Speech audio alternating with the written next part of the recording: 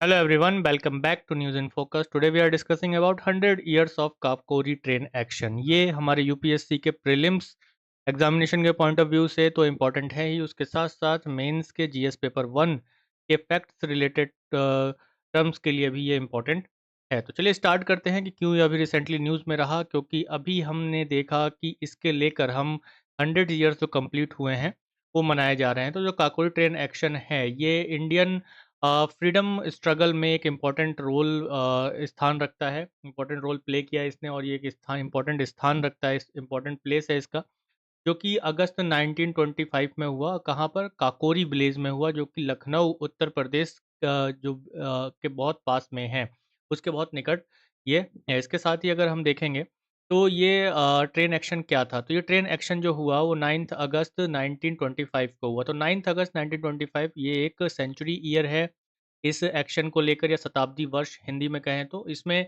आप देखेंगे कि काकोरी ट्रेन एक्शन जो हुआ वो कब हुआ, वो कौन से ट्रेन में हुआ, तो नंबर 8 डाउन ट्रेन, जो कि शाहजहाँ और लखनऊ के बीच में चलने वाली ये ट्रेन थी। अ, इस पर ये एक्शन किया गया। इसका जो एम था, जो इंडियन रिवॉल्यूशनरीज़ थे, इनका जो एम था वो ये था कि जो ब्रिटिश गवर्नमेंट का फंड है उसको सीज़ कर लिया जाए और उसके सपोर्ट से हम फ्रीडम स्ट्रगल को और आगे बढ़ाएँ। इसके साथ-साथ इसके होने के पीछे के जो कुछ रीज़न्स हैं वो क्या है, जैसे जलियांवाला बाग मैसेकर जो कि 1919 में हुआ।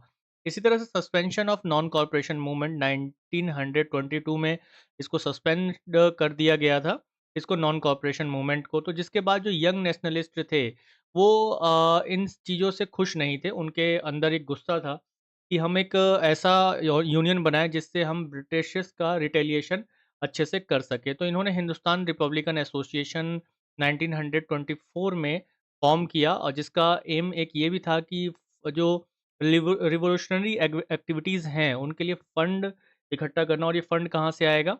जो ब्रिटिश ट्रेज़री मनी जो ट्रांसपोर्ट होता है ट्रेन से, उसको हम लोग सीज़ करेंगे, तो वहाँ से ये पैसा आएगा। इसमें अगर हम देखें तो जो ब्रिटिश रिस्पॉन्स रहा, वो यही रहा कि ब्रिटिश ने ये क्रैकडाउन किया, काकोरी जो रॉबरी हुई, ट्रेन एक्शन हुआ, इसको क्रैकडाउन किया, और लगभग कई सारे जो भी इसमें अ, लोग थे, शामिल थे, उनको गिरफ्तार किया, जिसमें 17 लोगों को जेल भेज दिया गया, और 4 लोगों को जो ट्रांसपोर्ट फॉर लाइफ पूरा लाइफ प्रिजमेंट कर दिया गया उनको, यानी कि पोर्ट ब्लेयर जो कि काला पानी की सज़ा कहा जाता है, वहाँ पर बंद कर दिया गया। और 4 लोग, जिसमें बिस्मल, अशफाक उल्लाह खां, रोशन सिंह और राजेंद्र लाहिड़ी, इन चारों को फांसी दे दी गई थी। ठीक है, इन चारों को फांसी दे दी गई थी। इसमें से जो चंद्रशेखर आज़ाद थे, वो इन सब में से केवल एक, उनमें से उन रिवॉल्यूशनरीज़ में से एक थे जो आसानी से पुलिस के हाथों से बच निकले और वहाँ से भाग गए थे। हिंदुस्तान रिपब्लिकन एसोसिएशन की अगर हम बात करें तो इसका फॉर्मेशन जो होता है, वो गांधी जी के नॉन कॉर्पोरेशन मूवमेंट के बंद होने के बाद होता है, क्योंकि जो यूथ था वो इससे खुश नहीं था, क्योंकि ये जो मूवमेंट है बहुत अच्छा चल रहा था, और इसका इम्पैक्ट ब्रिटिश गवर्नमेंट पर हमें दिख रहा था कि वो धीरे-धीरे कमज़ोर पड़ रहा है। लेकिन गांधी जी ने चौरा-चौरी इंसिडेंट के बाद क्या किया कि नॉन कॉर्पोरेशन मूवमेंट को वापस ले लिया, जिसके बाद एचआरए को बनाया गया, फ़ॉर्म किया गया अक्टूबर 1924 को कानपुर में। और इसके फॉर्मेशन में शामिल थे रामप्रसाद बिस्मल, योगेश चंद्र चटर्जी और सचिन सान्याल। ये इम्पोर्टेंट लोग रहे, सचिंद्रनाथ सान्याल, ये इम्पोर्टेंट लोग रहे जिन्होंने इसका फॉर्मेशन किया। इसकी आइडियोलॉजी एक मैनिफेस्टो में जारी दिखाई देती है, जिसका नाम था क्रांतिकारी। एक मैनिफेस्टो जारी किया एचआरए ने 1 जनवरी 1925 को, और उसका नाम क्या था? क्रांतिकारी मैनिफेस्टो का। इसमें इन्होंने अपना एम दिखाया कि हमारा एम क्या है, कि ऑर्गेनाइज्ड आर्म रिवॉल्यूशन के थ्रू हम federal Republic of the United states of India बनाएंगे। ये इनका एम था। इसके साथ साथ ये इस बात को भी दिखाता था कि जो रिवॉल्यूशनरीज हैं ये टेररिस्ट नहीं है, यानी कि जो एक तरह से कहा जाना है कि जो आर्म रिवॉल्यूशन अगर किया जा रहा है तो ये टेररिस्ट एक्टिविटी नहीं है, बल्कि हम आर्म रिवॉल्यूशन अगर कर रहे हैं, वायलेंस अगर कर रहे हैं, तो वो केवल और केवल नेसेसरी रिटेलिएशन के लिए करेंगे, यानी कि अगर हमें कोई मारेगा तो हम उसे मारेंगे, ये नहीं कि हम ज़बरदस्ती जाके उसको मारना शुरू कर देंगे। ये इनका एम था। इसके बाद एचआरए रीनेम किया जाता है और एचएसआरए बनता है। कब?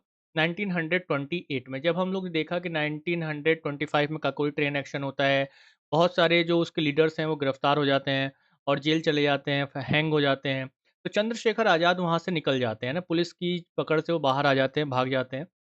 और चंद्रशेखर आज़ाद कहाँ पहुँचते हैं? दिल्ली, फिरोज़ शाह कोटला स्टेडियम में पहुँचते हैं और वहाँ पर वो एचआरए का नाम बदलकर हिंदुस्तान सोशलिस्ट रिपब्लिकन एसोसिएशन यानी एचएसआरए रख देते हैं, जिसमें भगत सिंह, सुखदेव, भगवती चरण बोहरा, विजय कुमार सिन्हा, शिव कुमार और जयदेव कपूर जैसे कुछ इम्पोर्टेंट लोग शामिल होते हैं।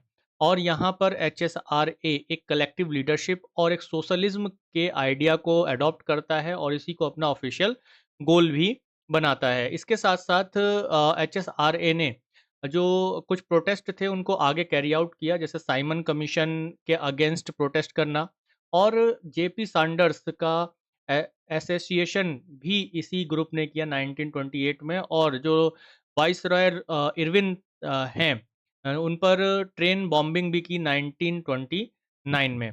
तो इस तरह के जो टॉपिक्स हैं उससे हमारे क्वेश्चंस यूपीएससी बार-बार बनाता रहा है। जैसे अभी रिसेंटली आप देखेंगे तो 8th अगस्त को quit India movement memorial day मनाया गया। तो ये 8th अगस्त 1942 को लेकर ये क्वेश्चन भी बना हुआ है, which one of the following statement is correct? The quit India resolution was adopted by the AICC और इसके साथ-साथ the Viceroy Executive Council was expand the including more Indians. The Congress ministries resigned the seven province. Cripps proposed an Indian Union with full dominion status once the Second World War was over. तो इसका answer क्या होगा comment में जरूर बताइए। देखिए ये question किससे बना हुआ है? क्विट इंडिया मूवमेंट से बना हुआ है और अभी 8th अगस्त को quit India movement memory day मनाया गया है, सेलिब्रेट किया गया है इसके लिए भी। तो ये भी देखो क्वेश्चन बनता है। इसी तरह से मैंने आप लोगों को एक स्वदेशी मूवमेंट है ना, national handloom day 7th of अगस्त को मनाया जाता है और उसको लेकर भी यूपीएससी ने क्वेश्चन पूछा हुआ है और वो स्वदेशी मूवमेंट से कनेक्ट होता है जाकर। तो यूपीएससी रेगुलर इस तरह के क्वेश्चंस बनाता रहा है। तो इसका आंसर क्या होगा? इसका आंसर ए होगा। The quit India resolution was adopted by the AICC मतलब ऑल इंडिया कांग्रेस कमेटी के द्वारा ये रेज़ोल्यूशन को अडॉप्ट किया गया। कहाँ पर अडॉप्ट किया गया? बॉम्बे में ऑल इंडिया कांग्रेस कमेटी का मीटिंग होता है। वहाँ पर फिर उसके बाद महात्मा गांधी ग्वालियर टैंक मैदान से डू एंड डाई का कॉल करते हैं और फिर वहाँ पर यूसुफ मेहरौली ने एक स्लोगन दिया, क्या स्लोगन दिया? Quit India. तो इन सब चीज़ों के बारे में अगर आप जानकारी चाहते हैं, तो जल्द ही मैं इस पर भी एक वीडियो बना सकता हूँ। अगर आप लोग कमेंट में बोले कि yes sir we want a, video on quit India movement अभी रिसेंट जो करंट में है। ओके, दोस्तों thank you everyone, thank you very much आप सभी का जो लोग अंत तक बने रहे और मेरा नाम त्रिभुवन जय सिंह है, आप मुझे इंस्टाग्राम पर भी फॉलो कर सकते हैं। ये वीडियो आप लोगों के लिए लाभकारी रही, अच्छी रही तो आप ज़रूर फेयर्स ग्रेड को सब्सक्राइब करें, लाइक करें सेशन को ज़्यादा से ज़्यादा और कमेंट में अपना एक्सपीरियंस ज़रूर शेयर करें और इसके साथ-साथ शेयर से याद आया कि आपके कुछ दोस्त भी हैं जो इस तरह की नॉलेज गेन करना चाहते हैं, तो उनको हेल्प कीजिए और ये वीडियो उनको शेयर कीजिए। तो थैंक यू एवरीवन, जय हिंद।